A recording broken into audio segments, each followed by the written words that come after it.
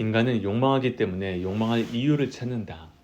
인간은 무수한 욕망의 덩어리다. 인간은 생존에 필요한 식욕뿐 아니라 수면욕과 성욕 등 기본 욕구가 충족되지 않을 때 견딜 수 없는 고통을 느낀다. 그리고 이 기본적인 욕망을 넘어 자기 실현이라는 고차원적인 욕망도 갖고 있다. 쇼펜하우어는 인간의 이런 욕망이 신체와 분리될 수 없다고 했다. 눈은 보려고 하고, 귀는 들으려고 하고, 입은 먹으려고 한다. 이렇듯 신체는 인간의 욕망에 대응한다. 또한 다양한 욕망은 위계가 있다. 가장 낮은 단계의 욕망이 성욕이라면 가장 높은 단계의 욕망이 사유다. 욕망의 덩어리인 인간이 이 양극단의 욕망을 잘 통제하여 균형을 이루는 것이 행복에 이르는 길이다. 인간은 구체적으로 욕망한다. 쇼펜하우어는 세계의 본질이 삶의 의지이며 인간은 신체 내부적으로 그 의지를 알게 된다고 했다. 신체는 인간에 보이지 않는 욕망을 가장 객관적으로 드러낸다. 즉 삶의 의지는 신체를 통해 객관적으로 발현되고 신체 한 부위가 욕망의 주체다. 아리스토텔레스가 소화기관이 먹기 위한 목적을 위해 존재한다고 봤다면 쇼펜하우어는 먹으려는 의지가 소화기관을 만들었다고 봤다. 눈은 보고자 하는 의지가 발현된 것이므로 대상을 보려는 욕망이 생겨나는 것은 당연하며 신체의 각 부분도 의지가 나타내는 욕구와 완전히 일치한다는 것이다. 따라서 인간의 모든 욕망은 신체의 기능과 같이 한다. 이런 이유로 쇼펜하우어는 인간이 이성적인 존재가 아니라 비이성적인 존재라는 점을 강조했다. 인간의 생각하는 능력은 신체의 일부분인 뇌의 기능에 따른 것이고 인간의 정신이나 이성도 한낱 욕망의 도구에 불과하기 때문이다. 그러므로 인간의 욕망을 완전히 통제하는 일은 불가능하다. 욕망은 아무런 이유 없이 생각과 무관하게 생겨나는 경우가 많다. 욕망의 작용이 지성의 작용보다 먼저 일어나서다. 우리가 배고픔을 느끼는 이유는 맛있는 음식을 봤기 때문이 아니다.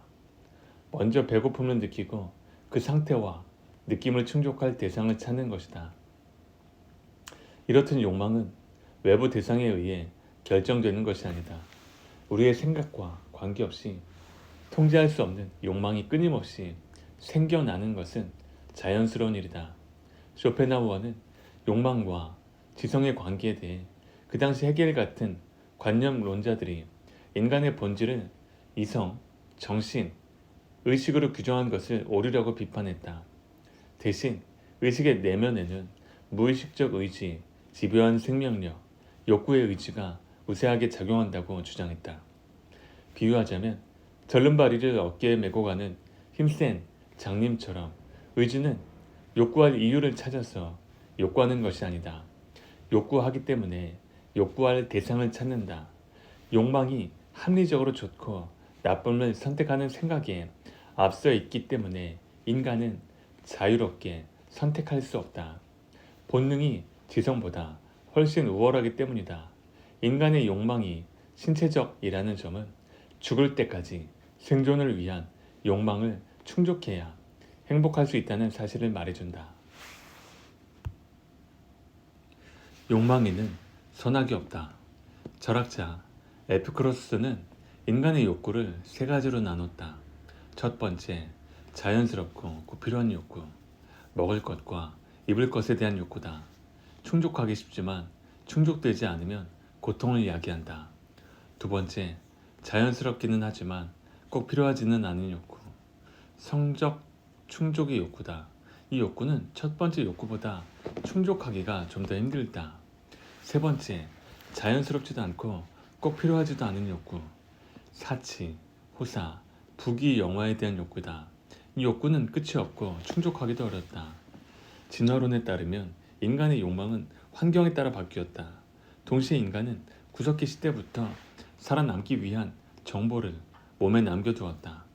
먹고 마시고자 하는 인간의 욕망은 선하지도 악하지도 않았다. 비만은 건강에 좋지 않다는 것은 생각이고 이와 별개로 지방은 생존을 위해서 반드시 필요하다. 인간이 생존을 위협하는 추위와 배고픔을 극복하는 방법은 지방을 몸에 축적하는 것이었다. 또한 인간의 이성은 환경과 피드백을 하며 만들어졌다. 그래서 많은 기억과 상처가 인간의 DNA에 기록되어 있다. 뇌도 생존하기 위해 환경에 따라 발전했다. 즉, 지능은 생존 도구로서 발전해 온 것이다. 이 과정에서 후손을 남기는 것은 지극히 자연스러운 일이다. 진화 생물학자 리처드 도킨스의 저서 이기적 유전자에 따르면 자신의 DNA를 이 세상에 남기는 행위는 인간의 가장 큰 열망이다. 이런 최근의 이론과 비교할 때 쇼펜하우어의 욕망의 철학은 설득력이 있어 보인다. 인간의 욕망과 지능은 생존을 위해 끊임없이 업데이트한 것이다. 그렇다면 우리는 죽을 때까지 욕망의 굴레에서 벗어날 수 없다. 우리는 실제로 기본적인 욕구를 충족하기 위해 노력하면서 살고 있다. 직장에서 돈을 벌고 친구를 만나고 투자를 하는 이유도 기본적인 욕구를 채우기 위함이다. 이 욕망이 충족되지 않으면 자연스럽게 고통을 느끼는데 이것이 바로 인간의 행복과 불행을 결정한다. 우리는 신체의 각 부분에 맞는 욕망이 적절히 충족되었을 때 만족할 수 있다. 죽음을 통해 신체를 완전히 떠날 때까지 우리는 의욕과 결핍의 고리에서 벗어날 수 없다는 사실을 알아야 한다. 인간의 욕망은 신체를 통해 삶에 대한 의지로 나타난다. 우리는 신체를 통해 삶의 의지를 내부적으로 느낀다. 진화론과의 차이점이라면 쇼펜하우어는 인간의 욕망을 잘 다스려야 행복해진다는 입장이다.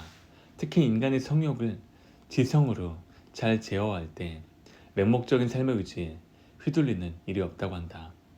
의지의 외적인 자극에서 자유로워야만 행복해질 수 있기 때문이다.